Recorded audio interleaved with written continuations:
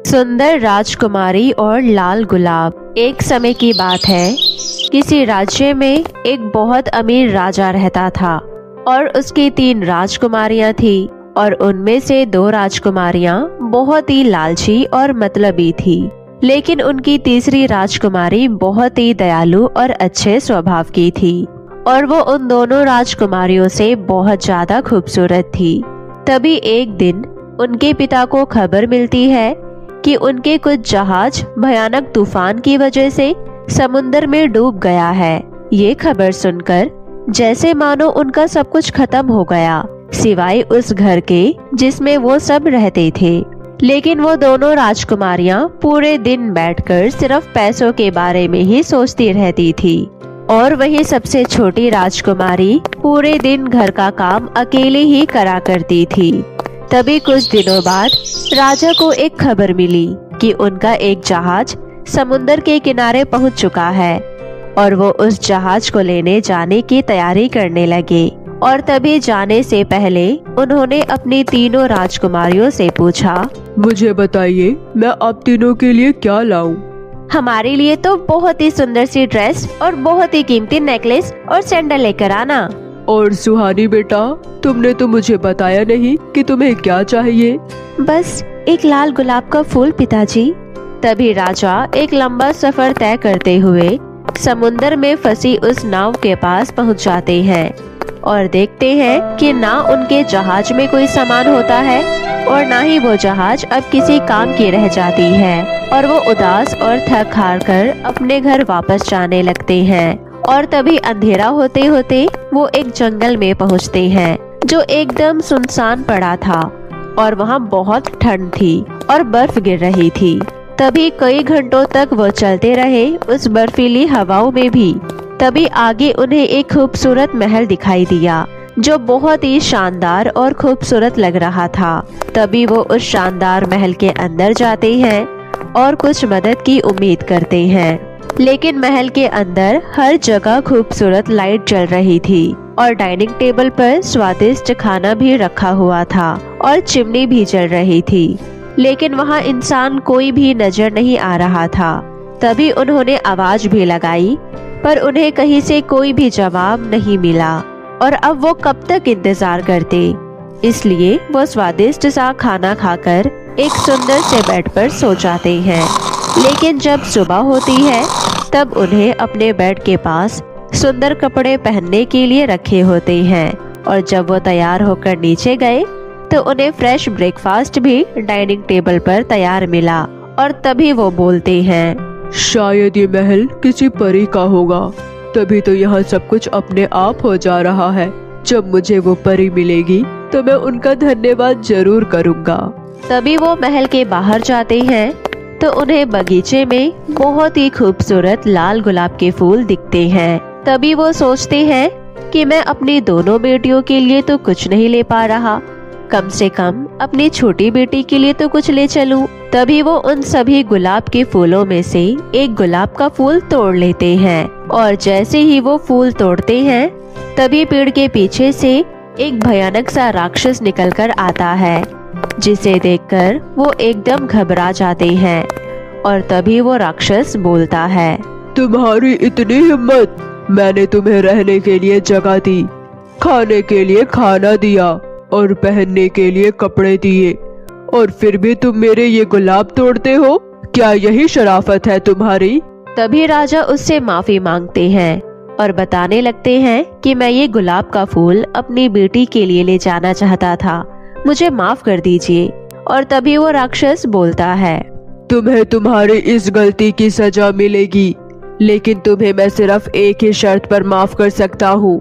तुमने मुझे बताया कि तुम्हारी 3 राजकुमारियां हैं, लेकिन उनमें से अगर तुम्हारी एक राजकुमारी मेरे साथ यहाँ रहने लगे तो मैं तुम्हें माफ कर सकता हूँ और तुम्हें यहाँ से जिंदा जाने दूंगा। इसलिए बताओ मुझे, क्या तुम ऐसा करोगे? तभी अपने दिल पर बोझ लिए हुए राजा घर की तरफ जाने लगते हैं और तभी घर पहुंचने पर दोनों मतलबी राजकुमारियों ने अपने पिताजी की सारी बातें सुनी और तब भी उन दोनों राजकुमारियों ने उस राक्षस के इस तर्क को मानने से मना कर दिया। लेकिन सबसे छोटी राजकुमारी उन दोनों से एकदम अलग थी। पिताजी, अगर आपको सही लगे तो मैं उस राक्षस के पास चली जाती हूँ। तभी वो दोनों मतलबी बहनें खुश हो जाती है, क्योंकि उन्हें लगता था कि ये सारी गलती इसकी ही है। और वहाँ उदास और दुखी मन लिए हुए राजा अपनी राजकुमारी को लेकर महल की तरफ जाते हैं। और तभी थोड़ी देर में वो महल पहुँच जाते हैं और वो देखता है कि सब कुछ महल में पहले की तरह हो रखा होता है। डाइनिंग टेबल पर वैसे ही स्वादिष्ट खाना रखा होता है, लेकिन कोई नजर नहीं आ रहा होता है। और तभी वो दोनों बैठकर खाना खाने लगते हैं। लेकिन वो जैसे ही खाना खाने लगते हैं, तभी वहाँ पर वो भयानक राक्षस आ जाता है। और राजकुमारी उसे देखकर बहुत ही ज्यादा घबरा जाती है, क्योंकि राक्षस उतना ही भयानक दिखता था जितना उसके पिताजी ने उसे बताया था। तभी वो राक्षस नरम आवाज में पूछता है, क्या आप यहाँ अपनी मर्जी से आई है? जी हाँ, यहाँ मैं अपनी मर्जी से आई हूँ। तो ठीक है, कल आपके पिताजी सुबह आपको यहाँ छोड़कर चले जाएंगे और कभी वापस नहीं आएंगे। अगली सुबह जब राजकुमारी उठती है तो वो देखती है कि उसके पिताजी वहाँ से जा चुके थे और स्वादिष्ट ब्रेकफास्ट उसके डाइनिंग टेबल पर रखा हुआ था। और तभी वो ब्रेकफास्ट करके कुछ देर बगीचे में घूमने लगती है। और तभी वो गुलाब के फूलों को देखते ही थोड़ी उदास हो जाती है। और तभी वो महल के अंदर जाती है और वो देखती है कि एक दरवाजा जो पूरा गुलाब के फूलों से भरा हुआ था। और तभी वो उस कमरे के अंदर जाती है और देखती है कि उस कमरे को बहुत ही खूबसूरत तरीके से सजाया होता है। वहाँ पर बहुत सारी किताबें और म्यूजिक इंस्ट्रूमेंट भी रखा हुआ था। और तभी वो बोलती है, जो इंसान एक कमरे को इतना खूबसूरत सजा सकता है वो किसी को नुकसान नहीं पहुँचा सकता। लेकिन काश मैं अपने पिताजी को देख पाती। राजकुमारी के ऐसा बोलते ही उसके पिताजी एक शीशे के अंदर नजर आने लगते हैं। तभी राजकुमारी ये देखकर बहुत ही खुश हो जाती है, क्योंकि वो अपने पिताजी को अब देख पा रही थी। तभी उसी रात डिनर के समय वो राक्षस फिर से आया और बोलता है, क्या मैं आपको देख सकता हूँ राजकुमारी? ये महल आपका ही है तो आप मुझसे क्यों पूछ रहे हो? नहीं, अब ये सब कुछ आपका है और आप चाहे तो मैं यहाँ से जा सकता हूँ। राजकुमारी को राक्षस की बात सुनकर बहुत अजीब सा लगता है और वो सोच में पड़ जाती है। और तभी राक्षस फिर से बोलता है, क्या मैं आपसे कुछ पूछ सकता हूँ? क्या मैं बहुत ही ज्यादा भयानक लगता हूँ? तभी राजकुमारी को कुछ समझ में नहीं आ रहा था कि वो क्या बोले। और तभी वो अपना सिर हिलाकर हाँ बोलती है। और तभी वो राक्षस बोलता है, राजकुमारी, क्या तुम मुझसे शादी करोगी? तभी राजकुमारी कठोर आवाज में बोलती है, नहीं, मैं तुमसे शादी नहीं करूंगी। और तभी वो राक्षस उदास होकर वहाँ से चला जाता है।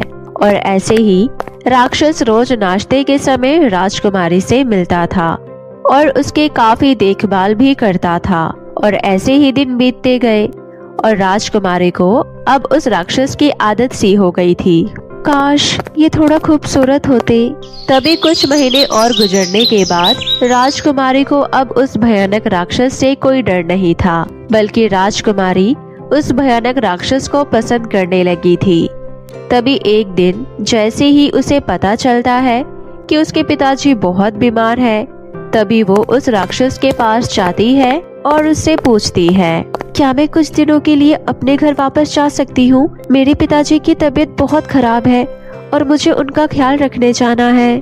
बिल्कुल, आप जा सकती हो, लेकिन अगर आप वापस नहीं आई तो मैं आपके दुख में मर जाऊंगा। मैं वादा करती हूँ कि मैं 1 हफ्ते में वापस आ जाऊंगी।